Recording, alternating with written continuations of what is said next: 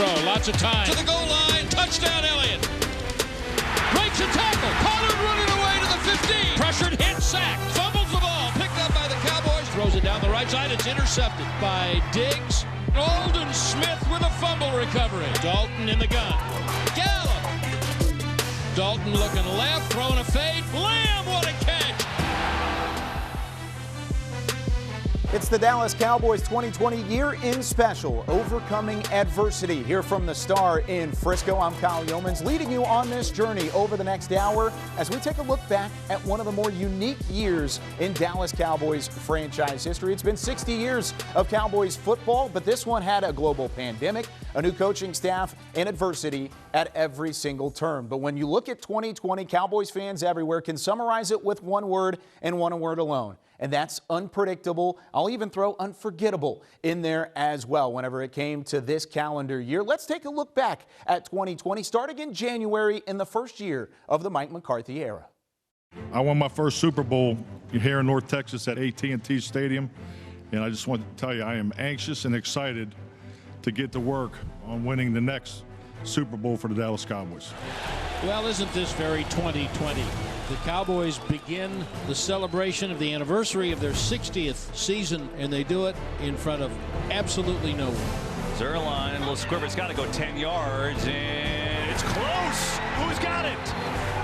The Cowboys have it. Do you believe that? Greg Zerline from 46. Kick is up, and it is good. The Cowboys have won it.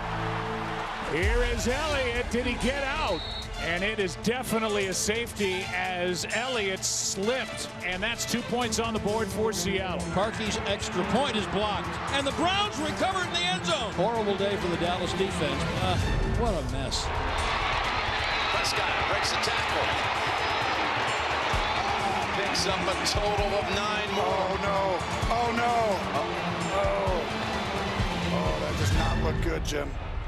Cowboys making a change by necessity. Andy Dalton's now got the shift. Murray hands off, and look out. Here goes Drake. He's off to the races, to the 30, to the 20, to the 10.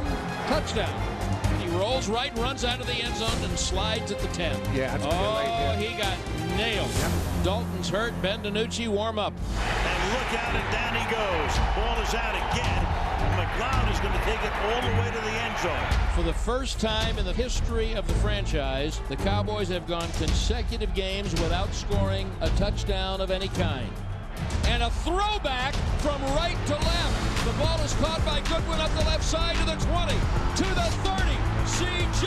Goodwin to the races. Heartbreaking for the Dallas Cowboys, who played by far their best game of the year and lost to the Pittsburgh Steelers. Back of the end zone, diving, Lamb, what a catch! Dalton back to throw. His pass is tipped in the air by Sweat. It's intercepted and returned for a touchdown. Sorry, Brad, but this is just no way to spend your Thanksgiving. And he runs right up the middle for a first down to the 20, to the 10. Touchdown, Jackson right up the middle. Ball is out again. Alden Smith has run it back 81 yards for a Cowboys touchdown. Breaks a tackle. Pollard running away to the 15. 10. Tony Pollard, 40-yard touchdown run.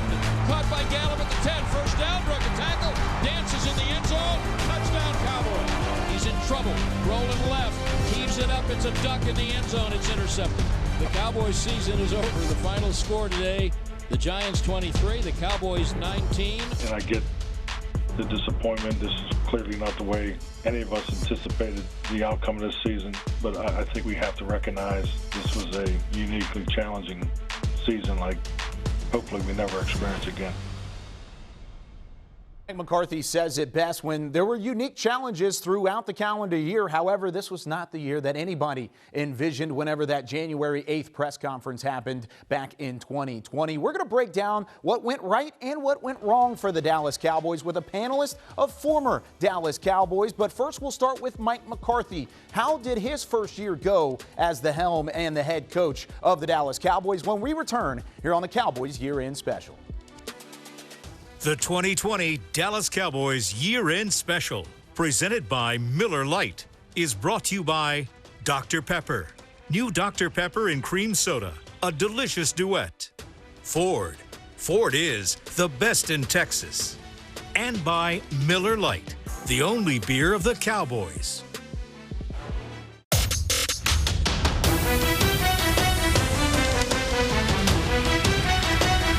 This segment is brought to you by Academy Sports and Outdoors, official sporting goods retailer of the Dallas Cowboys. For Dallas, this is your worst nightmare. That foot was just pointed in a direction it should not be, and the whole team is trotting out there now. And the crowd will respond. Prescott, that is bad. And Andy Dalton, come on down. It was quite the unique journey for Mike McCarthy in his first season as the head coach with the Dallas Cowboys, with COVID-19, injuries galore, and challenges everywhere you look. Mike McCarthy certainly had his work cut out for him, and we break it all down for you right here on the year-end special. Kyle Youmans alongside Isaiah Stanback. We've got Barry Church here as well. And gentlemen, 6-10, most losses for the Dallas Cowboys since 2015, and tied for the worst record of Mike McCarthy's full seasons as head coach in the NFL. But when you look at the first year as a campaign, I mean, it was unprecedented, the type of challenges that he had to go up against. What did you think about McCarthy's first year? It was rough. It's definitely not the way in which you want to start your tenure here with the Dallas Cowboys, but he dealt the cards he was handed, obviously kind of coming under the COVID situation, and obviously losing your franchise quarterback is something that you don't want to wish that upon anybody. And then you follow that up with all the injuries that he had amongst the offensive line. So I think that he handled it as probably about as best as he could, but he's definitely going to take away some learning points from this. Yeah, I mean, it was definitely a rocky road for McCarthy and this team going into this season. I mean, he had a lot of drawbacks. I mean, we had, the COVID thing happen. We didn't have any OTAs. We didn't have any mini camps. We had a, abbreviated training camp. And all the while, we're implementing a new offense and a new defense. So I think he had his struggles. And like you said, I think he handled it as best as he could. He had so many injuries along the front offensive line. He lost QB1, so he had his challenges. But like you said, he handled it as best as he could. And I think we got the most out of what McCarthy can bring us. I wouldn't say I wasn't disappointed. I was just a tad bit disappointed on a lot of the head-scratching moments that we had this year. But overall, I think we got the most out of McCarthy. Yeah, one of 5 new head coaches in the NFL. And, of course, Mike McCarthy, like you said, losing quarterback 1 early in the season. Dak Prescott having his injury week 5 of the season, a compound fracture in that ankle. And you look at the numbers that he put up previous to the injury, 1,900 yards. He was en route to break Peyton Manning's single-season passing record by over 500 yards. He was on pace for 5,900 if he were to play all 16 games in a season. Now, I know those numbers are pretty inflated. You saw the high scores early on in the season, but whenever it comes to Dak Prescott, how important is he to this team, and how much did he show that importance in a season where he wasn't even available? Yeah, I mean, it's obvious. He's everything to this organization, and obviously we need to continue to honor him in that regard. But, when Dak's playing, there's 3 things that he brings, right? He brings a level of expectation. Right, everybody has a level of confidence and expectation that we're going to be okay. Number 2, right, he brings a not only just a durability aspect typically in a typical year, but he brings some variety, right? So he's able to change up things, right? He can run, he can throw, and then lastly, he makes you change up your approach on defense. You can't come at him and like it's Andy Dalton sitting back there going to throw the ball. He can hurt you in multiple facets. So we obviously missed him in that regard, and it was obvious this year. Yeah, for me, I think he proved one thing. I think he proved that he was, without a doubt, unequivocally unmatched, the bona fide leader of this team and franchise of this team. I mean, when you have guys that believe in you, no matter what the scenario is, you could be down 14 points with 2 minutes left. His teammates still believe that somehow, some way, Dak Prescott was going to pull that game out. And I played with the guy in 2016. When you have that belief in somebody, anything is possible. And now that's just on the field. Yeah. Off the field, I think his leadership shown even more. I mean, we had reports coming out once he went down, these coaches don't know how to coach, or they don't know how to implement a new defense or a new scheme. And you had anonymous this and anonymous that. I think if he was in the locker room at that time, none of that gets out. Now, there was a lot of injuries out there. Now, I'm not sure if he's healthy, he takes his team to the playoffs, but I do think he puts them in the best opportunity, and they need to get this guy signed ASAP. But he proved to me that he was a franchise, and he's the bona fide leader of this team. He no doubt is the franchise quarterback, and the Cowboys have been very blessed in that fact since 2007 of having a franchise quarterback. First, it was Tony Romo, and then a seamless transition into the Dak Prescott era. And then whenever you look at replacement quarterbacks with more than 4 wins since 2007, then there was only one. and that was John Kitna. Well, they had a replacement quarterback that came in and got 4 wins, and that was Andy Dalton this year. His first year in Dallas, of course, a Texas product, went to Katy High School, then played his collegiate ball at TCU. But what did you think about Andy Dalton, a veteran backup, a Pro Bowler at one point in his career, coming back and playing like he did? Yeah, I think Andy, once he got into the groove of things, I thought he was cool. I think he came into the year probably thinking he was going to have a nice little vacation because Dak didn't miss a game, nevertheless a series or even a play. So I know when Dak got hurt, it was a surprise to him, and he had to really snap back into that mode of, hey, I'm the guy, I'm the quarterback, I'm going to be out here leading this team and this franchise. But I think that once he got initiated, once he got used to the system, once he got his timing right with his receivers, and he actually got some protection up front, I thought he was a pretty efficient quarterback. Yeah, I'd have to agree with you on that. I think Andy Dalton's shown that if you keep him upright, if you're able to protect and get a line in front of him, he can be an efficient quarterback, and he can be a valuable quarterback in this league. And I think he showed that even though the ups and downs of this year, he was able to lead this team to almost a playoff appearance.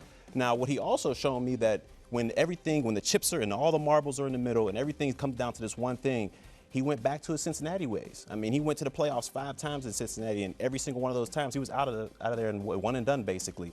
So for me to happen in the same thing with this New York Giants game, everything, the chips are on the table. Let's go, Andy. We're all counting on you. And he played one of his worst games, arguably, of the season. So for me, in that regard of bringing him back, I think I'd rather see a guy kind of like Gilbert get a shot out there because, he came in against the Pittsburgh Steelers. That was undefeated. He showed he had a little bit moxie, and, I'd like to see him go in there as a backup going forward. There are plenty of question marks surrounding the passing game moving into 2021. You have weapons galore. You have players that you can throw the football to, but ultimately it's going to be a big question as to who's throwing the football, and we're going to address that a little bit later on in the show. There's also questions at running back. Has Ezekiel Elliott fallen from the graces of the elite? We'll hit that next here on the Year-End Special. This segment was brought to you by Academy Sports and Outdoors, official sporting goods retailer of the Dallas Cowboys.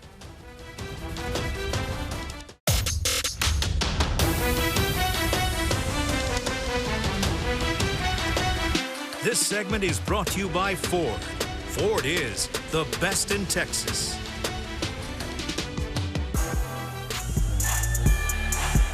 So Zeke Elliott, a guy they want to involve more in the game, a little bit more this season. Elliott fumbled the ball. Ball's out. And Elliott coughs it up. Right hand off Elliott, he's blasted down. Ball is out again.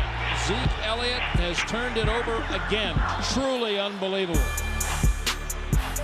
Things were tougher on Pro Bowl running back Ezekiel Elliott in 2020 than they ever had been throughout his career. An offensive line compromised with injuries throughout training camp and into the regular season, turning what is normally a strength for the Cowboys organization into one of its biggest weaknesses. Danny Sarek joins us with more. The Cowboys' offense was deeply affected by injuries this year, most notably to quarterback Dak Prescott and both starting tackles Tyron Smith and La'el Collins. The Cowboys were unable to adapt enough to find success, specifically in the run game and in the red zone.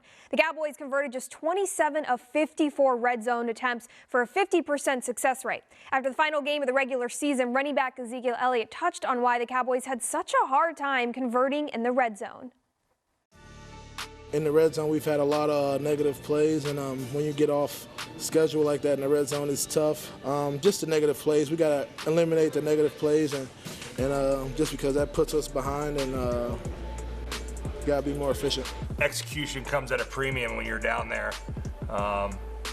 so really it comes down to that. I always think offenses, especially offensive lines, but offenses are graded on how they do in those critical situations and situations where the entire stadium knows what's going to happen, if it's going to be run pass or whatever it may be, and those are what offenses are judged on. And so I think we just have to make plays in those critical situations that really win and lose games. With the exception of left guard Connor Williams, the Cowboys lost every starting offensive lineman at some point in the season due to injury. Dallas had to continuously rotate their offensive line combinations, and the disadvantages of inconsistency showed. Without putting the struggles simply on injuries, right guard Zach Martin, who was moved out to tackle before his calf injury, says consistency builds confidence. That leads to success. And that's why Dallas did not see significant improvements until late in the season on that offensive line. Everyone's dealt with injuries this year, but to start the year and have everyone healthy and just keep gaining that confidence. with the whole unit together, you string a few wins together, that confidence grows and your team grows. So that's what I think we need to do in the offseason is just keep building that camaraderie, and that confidence will grow from that and hit the ground running. A lack of experienced veterans along the offensive line due to injury show this year for the Cowboys. Dallas gave up 44 sacks for 350 yards. That's the 9th most sack yards allowed in franchise history. The offensive line inconsistencies have to be taken into consideration when evaluating the Cowboys' offensive struggles. Kyle, all the blame doesn't fall on running back Ezekiel Elliott, the Cowboys' workhorse. It certainly does not fall all on Ezekiel Elliott, but it was a career year in the worst way for the 6-year, $90 million running back, and then you see all these career lows, Isaiah. It ends up being something of a worry for the Cowboys front office as they move into 2021, because if he's going to be an elite running back, or at least he's paid like one, you got to put up bigger numbers, as Nate Newton joins us as well. But what did you think about the 2020 season for Zeke? Yeah, I would tell people don't stress. He's still one of the best. You know, I mean, any running back would have struggled. Any running back would have struggled had they had the worries that this offensive line had, right? All the injuries that they had up front, they had no consistency whatsoever. You heard Martin talking there about the consistency builds confidence, and there was none of that. So if there's no confidence and there's no consistency on the front side of things, then how do you expect any running back to have any confidence? His fumbles came came due to him trying to make plays, and obviously he'll work on these things and he'll come back better next year. You know, when you're elite, like I think this kid is, you know. Them fumbles didn't faze him at first. Then he saw it was a problem. He tried to regroup, and that took away from some of his vision.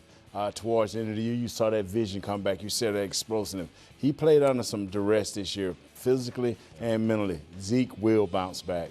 And he had to go behind an offensive line, like I talked about, was compromised. Danny just talked about it as well. But if you look from 2014 through 2018, the Cowboys used a total of 7 different combinations as a starting offensive line. In the first 10 games this season, they had 15. So if you show exactly how many different combinations there are at the offensive line spot, does it worry you going into another season with so many health concerns up front?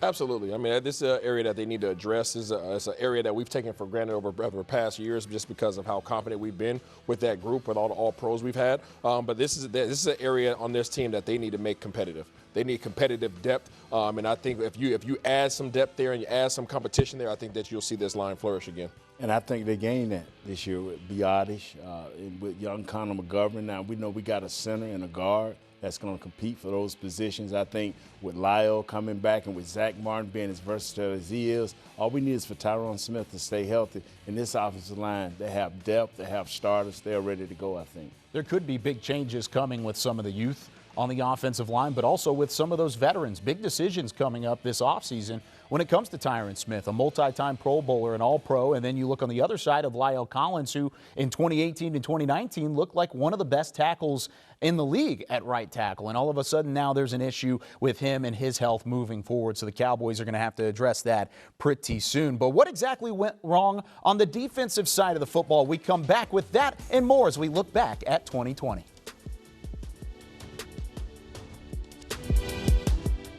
This segment was brought to you by Ford. Ford is the best in Texas.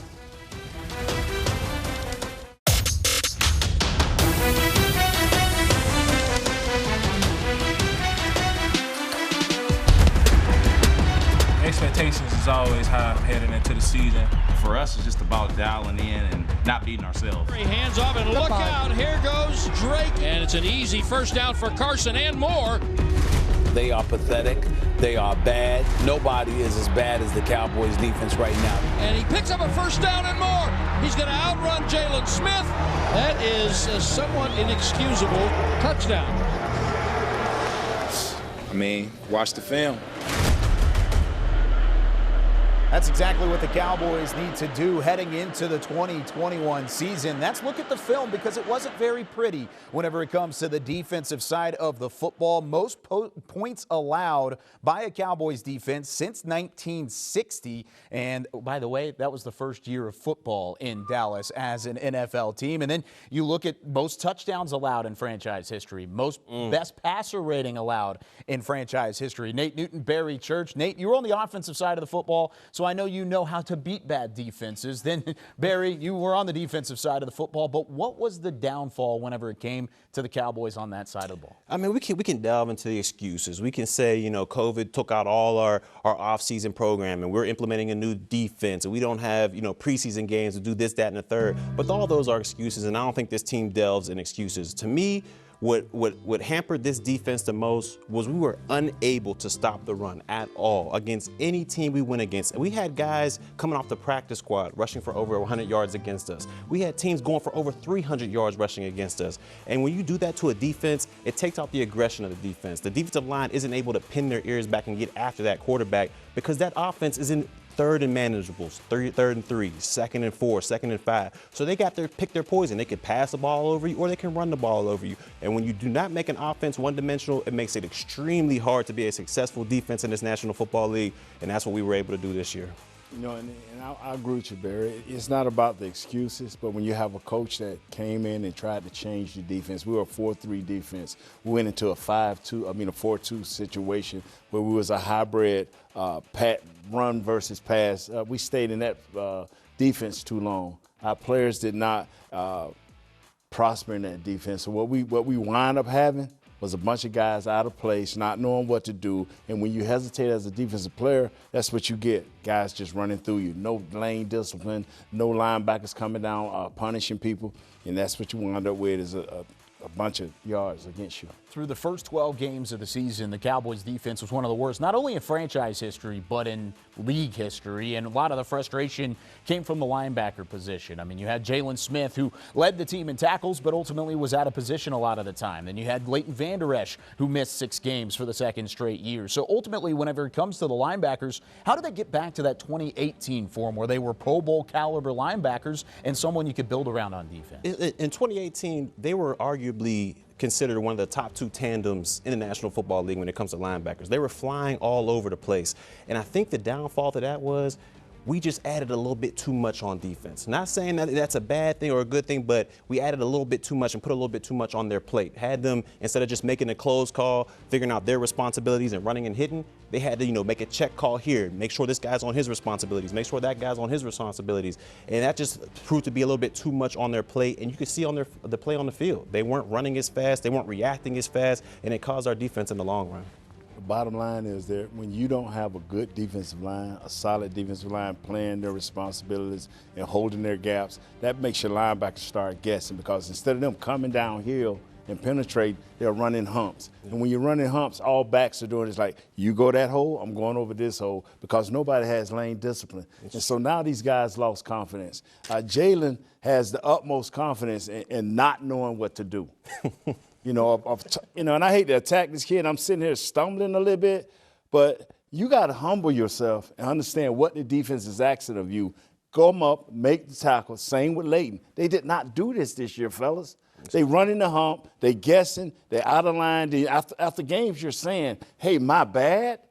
Brother, you've been rushed against for 300 yards. Yeah. There's no my bad. Do your job. The defensive line didn't do their job, and the linebackers didn't do their job. And that defensive line and the linebackers, if they're on the team heading into next season, they're going to have to do it with a new defensive coordinator, as Dan Quinn has now been hired to replace Mike Nolan as the head of the defense. On the offensive side of the football, there were a lot of rookies that shine. CeeDee Lamb had the best rookie year for a wide receiver in franchise history. We'll talk about the future of the Cowboys next.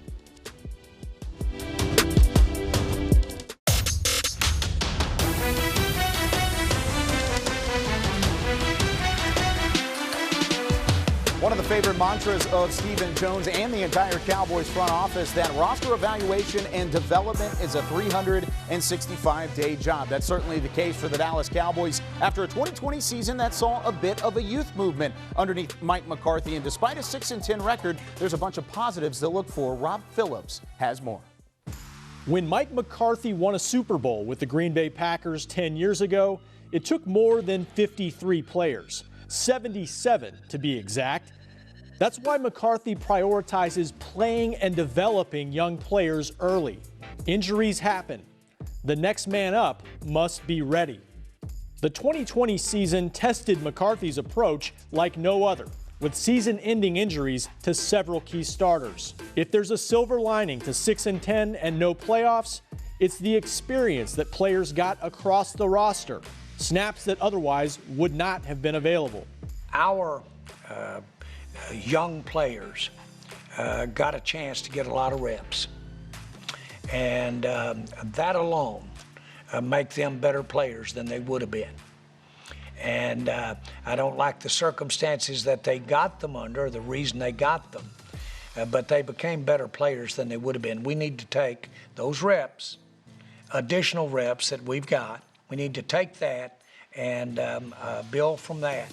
On the offensive line, the Cowboys fielded more than a dozen combinations, evaluating backups at every position. Rookie center Tyler Biadasz emerged as a future starter. At tight end, Dalton Schultz had 63 catches in his third season, his first as a starter. On defense, the Cowboys parted ways with veterans Everson Griffin, Dontari Poe, and Darryl Worley at midseason.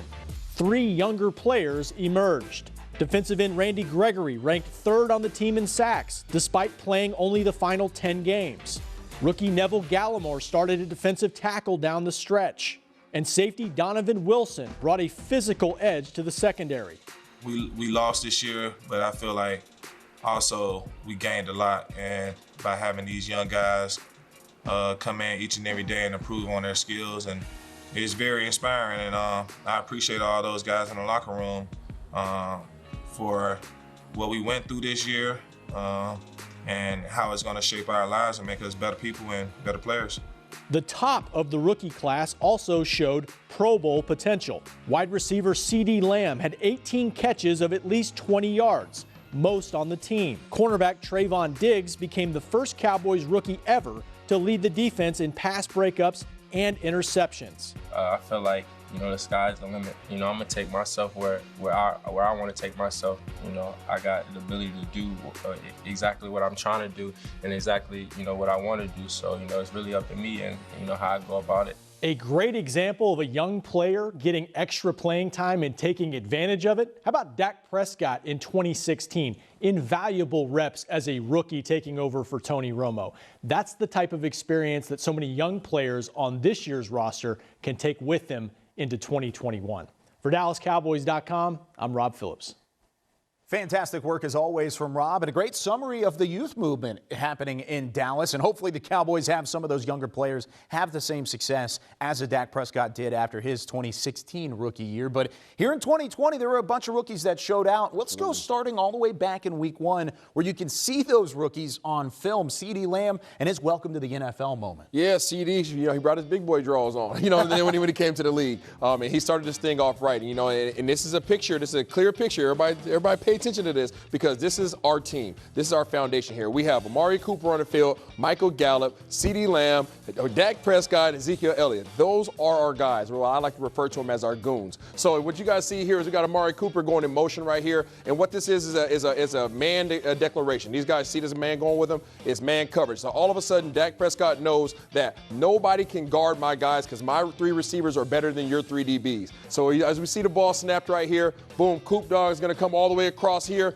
Pay attention to CeeDee Lamb. He's going to creep behind all these guys here. We got Gallup taking the top off it, holding his safety here. And look at it, we got CeeDee creeping out the back end. Why can you do this? You can do this because you have 3 threats out there, and you have a young gun who's ready to step up and make some plays. Also playmakers on the defensive side of the football. Not week 1. We took a little bit for the defense to kind of find their rhythm from these rookies. But they did so in week 9 against a then undefeated Pittsburgh team. Yeah, Pittsburgh, we know what Pittsburgh are, who they are. They're a tough team, but we have 2 tough dudes, 2 young guys, okay? With number 27, number 37. We got Diggs and we have Wilson. And Diggs is becoming a better corner. He had a lot of valuable reps this year. And then Wilson, we know he brought the pain this year, right? He came up and he was the Punisher. He was the Punisher. He ended up being really the heartbeat of the defense towards the end of the season. And what we have here is we have Diggs being physical, which is what we need him to be. He's a long, lanky corner. He's getting his hands on guys at the line of scrimmage, and he can run with guys. And then you'll see right here, Wilson is covering ground. He is running sideline to sideline, and when he gets there, he's coming with bad intentions, and he's going to pop you in your chest. So you see Diggs getting his hands on guys,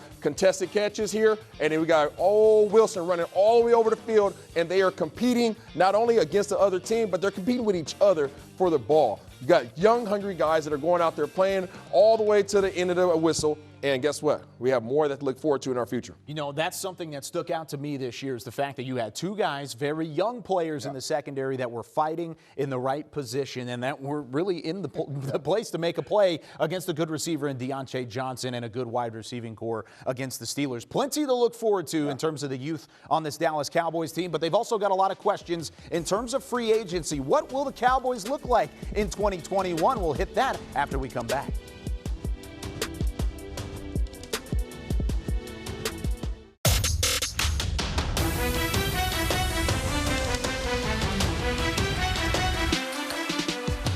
Free agency in the offseason of 2020 played a crucial role as to how the Dallas Cowboys looked heading into the season. Well, it's going to do the same thing in 2021 as we enter this offseason. Barry Church, Isaiah Stanback, Nate Newton along with you. I'm Kyle Youmans. And when you look at this offseason, it isn't necessarily the defensive side of the football. Last offseason, you got rid of guys like a Byron Jones who made his way to Miami. And then you signed a Dontari Poe, a Gerald McCoy, a HaHa Clinton Dix that neither one of those three guys even made it to the end of the season on the Cowboys roster. But it's the offensive side of the football that has all eyeballs on it this offseason as you take a look at some of the free agents that the Cowboys have to deal with on their roster. And it starts with Dak Prescott. You got to get him done. That is the priority. We'll talk about him here in just a second. Blake Bell, Andy Dalton, Joe Looney, the starting center for the second half of the season.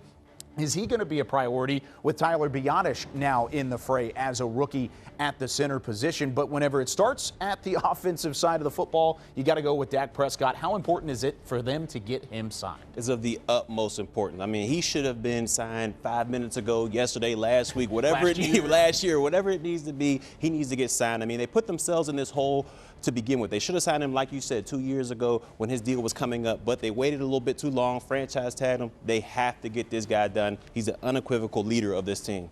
Absolutely. I think that, there's an opportunity for Coach McCarthy to come in on the first day that they can sign him to an extension. Just sign him to the biggest deal that you can find. Make it happen. You're sending a clear message not only to your team, but to the rest of Cowboys Nation. He is your leader. He is our guy. Go forward with him.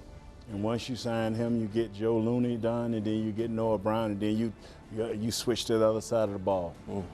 That's just how it should go. And that's how it probably will go. Noah Brown, a fourth wide receiver, that's going to be a big question mark to go along with the three powerful wideouts that you have already under contract. But then you go on the defensive side of the football, and that's where a lot of intrigue kind of flies in there as well. You've got three guys in the secondary specifically, Xavier Woods, Chidobe Awuzie, Jordan Lewis, all three in contract years, all three starters in the secondary. And then you have guys like Aldon Smith, Tyrone Crawford, some veterans that you have to re-sign along with Sean Lee. But where do you see a deal being done with those guys in the secondary and even with some of those veterans on the defensive side? For me, as far as the secondary is concerned, I say you get a stick of dynamite, you throw it in the secondary room, and you blow it up. I mean, look, those guys coming into this free agency, I don't think they've done enough to warrant a second contract, so I wouldn't bring those guys back. But a guy that's not a household name who we should definitely think about bringing back is C.J. Goodwin. I think he's a special teams MVP. A lot of the times when he's forcing guys a fair catch or he's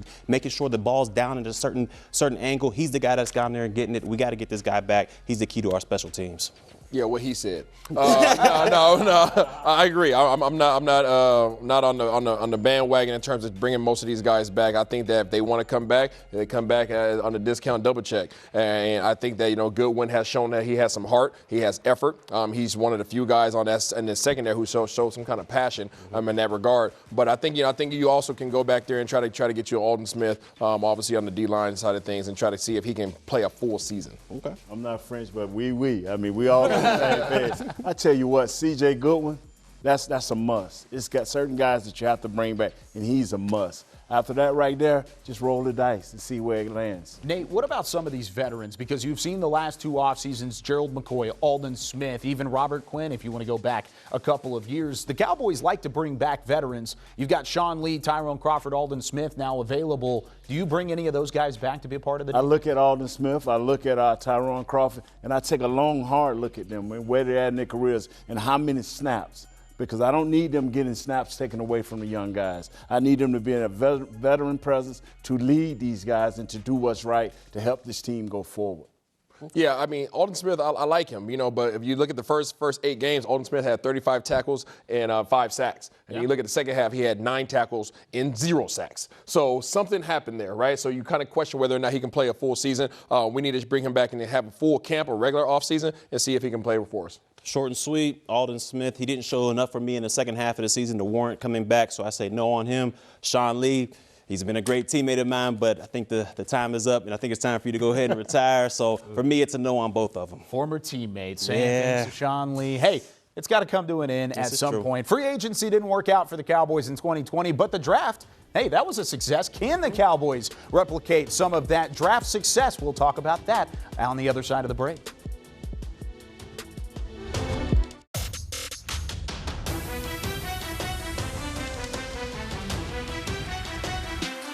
The Dallas Cowboys have the 10th overall pick in the 2021 NFL Draft after a fantastic draft a year ago. And to break down this year's draft prospects, David Hellman, the DallasCowboys.com resident draft expert, joins us. And Dave, when you look at this year, it's not a normal interview. It's not a normal year-end special by any means here at the Star in Frisco, but it's also not a normal draft process. What are some of the biggest challenges for this front office heading into the year? Yeah, unfortunately, not normal is starting to feel pretty darn normal at this point. And I think it's only going to get worse in 2021, honestly. I mean, we already saw last year what a virtual process looks like. Virtual meetings, virtual visits, a virtual draft. But now think about the fact that, last year, personnel departments, scouts, and coaches, they had a regular college football season to evaluate. They don't have that this year. There were opt-outs, there were canceled games, there were shortened seasons. Scouts didn't have the access to these college facilities and college players that they're used to having. This is as incomplete a picture as we've ever had of a draft class, and I will be interested to see how not just the Cowboys, but every team in the league handles it, because it's going to be unique even compared to last year, I think. Well, specifically looking at the Cowboys, it was unique last year, and they were able to really kind of knock it out of the park. But this year, is there any strength of the draft? Last year was wide receivers, but the Cowboys really need some defense. Yeah, it's kind of ironic. The Cowboys need so much help on defense. I think everybody would agree with that. But if you look at the top of the draft, and that's where we tend to focus, right, is the 10th overall pick. The sex appeal for this draft class right now is primarily on offense. You talk about all these quarterbacks, Trevor Lawrence, Justin Fields, Zach Wilson. There's receivers galore, just like last year, Jamar Chase and Devontae Smith being the big ones. We've got a very unique tight end by the name of Kyle Pitts. So it certainly feels like the focus is offense, which not amazing news for the Cowboys. But the more you look at it, the more you can definitely find value. I think everybody's probably heard the names Patrick Surtain and Caleb Farley by now, the dynamic duo of cornerbacks. You've got some linebackers worth being excited about, whether that's Micah Parsons, or you can go through the draft. You can find guys like Missouri's Nick Bolton, Alabama's Dylan Moses, LSU's Jabril Cox. So particularly, you look in the secondary and at linebacker, I do feel really optimistic that the Cowboys can find talent, not just at 10 overall, but as you go down into the second, third, fourth round. I think there's some really quality defensive talent there for them to find. Plenty of names to go home and study for Cowboys fans out there, and David Hellman does that on a weekly basis here at DallasCowboys.com, on the draft show, on the break, and then, of course, on the website as well. Dave, thanks so much for joining us, as always, here on the year-end special. We'll talk to you soon, and when we come back, though, we'll wrap things up, and we'll take a look ahead to 2021 and just how close are these Dallas Cowboys to competing again.